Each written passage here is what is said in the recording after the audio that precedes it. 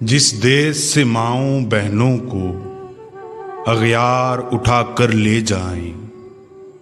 जिस देश से कातिल गुंडों को अशराफ छुड़ाकर ले जाएं, जिस देश की कोर्ट कचहरी में इंसाफ टकों पर बिकता हो,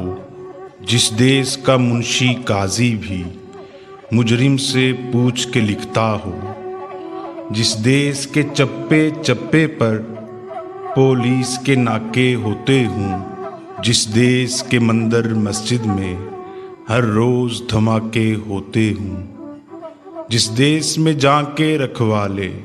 खुद जाने ले मासूमों की, जिस देश में हाकिम जालिम हों सिसकी न सुने मजबूरों की, जिस देश के आदिल बहरे हों आहें न सुने मासूमों की, जिस देश की गलियों कूचों में हर सिमत फहाशी फैली हो, जिस देश में बिनते हव्वा की चादर भी दाग से मैली हो, जिस देश में आटे चीनी का बहरान फलक तक जा पहुँचे, जिस देश में बिजली पानी का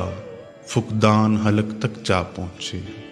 जिस देश के हर चौराहे पर दो चार भिखारी फिरते हों, जिस देश में रोज़ जहाज़ों से इमदादी थैले गिरते हों, जिस देश में गुर्बत माओं से बच्चे नीलाम कराती हो, जिस देश में दौलत शुरफा से नाजायज़ काम कराती हो, जिस देश के ओहदेदारों से ओहदे न संभाले जाते हो, जिस देश के सादा लो इंसान वादों पे ही टाले जाते हो,